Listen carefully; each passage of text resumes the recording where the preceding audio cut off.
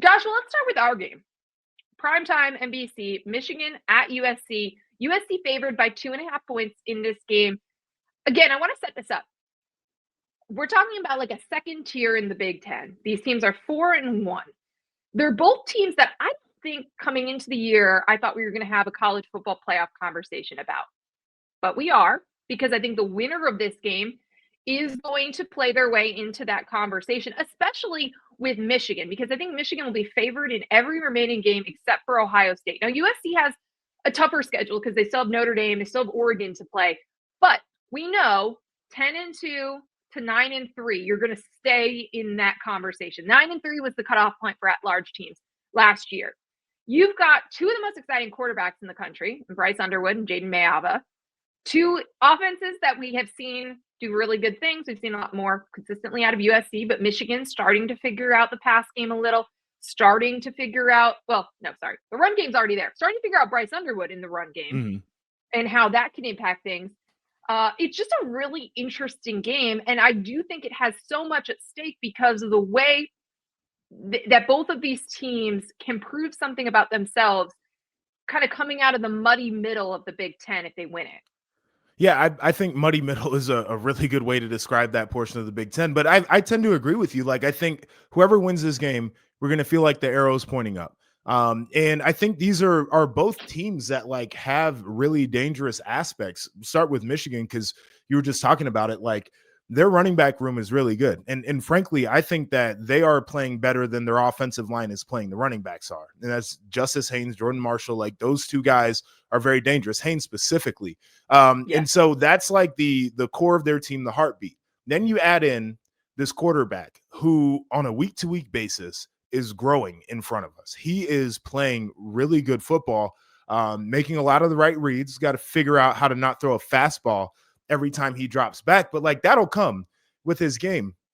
And now they have a wide receiver who is emerging, Andrew Marsh, which, I don't like any of their receivers. I like him. You like him. I like him a lot. And so now you're starting to see some different facets of that offense develop. The most interesting thing to me about Michigan is on defense under Wink Martindale. I think the first few weeks, he genuinely does this feeling out thing. What is our personnel? Who are we? What can we do when we get into game situations? Then he figures that thing out and they quietly start to suffocate people. I'm also going to give you one stat to go to your point about you've been pretty down on the receivers and kind of the pass game in general. Last week against Wisconsin was the first time they had a receiver have 100 yards in a game. They've had a few 90-somethings, but like this was the first time they had a 100-yard game from a receiver. That speaks to, again, just some of the struggles of like the explosiveness in the pass game. Because they're going to need that against some of these teams and potentially against the USC offense that is going to be explosive. Mekhi Lemon's been really, really good. It feels like every time they need a touchdown, they go to him. USC's defense, though, like we're waiting to see how much they put a lot of money. They put a lot of good coaches in. They've been trying to improve that over the last couple of years. But still, we talked about this when they lost to Illinois. You need one great defensive play to stop and to win a game, and you didn't do it. Tell me what you've seen from their defense as they've tried to right the ship on that side to go along with an offense that, is explosive. It is a Lincoln Riley offense. They do the fundamentals much better than they had in the past. I think they're still on the offense or the defensive line. They can still get pushed around a little bit, which is a problem. And then when I look at the way that their linebackers and safeties fit into the run game, I'm not sure that they all know what they're doing on a play-to-play basis. Like they just kind of run into gaps, and sometimes there's two guys in the same gap. Sometimes they leave gaps vacated. It's a bad place to be. So to the point about the defenses, and I was saying about Michigan, like they just get better and better. This is one of those games where I think it is going to come down to how the defenses play.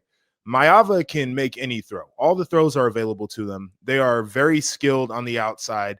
USC's offense, when they're playing their best, involves some of those great run schemes we've seen from Lincoln Riley. They do that this year.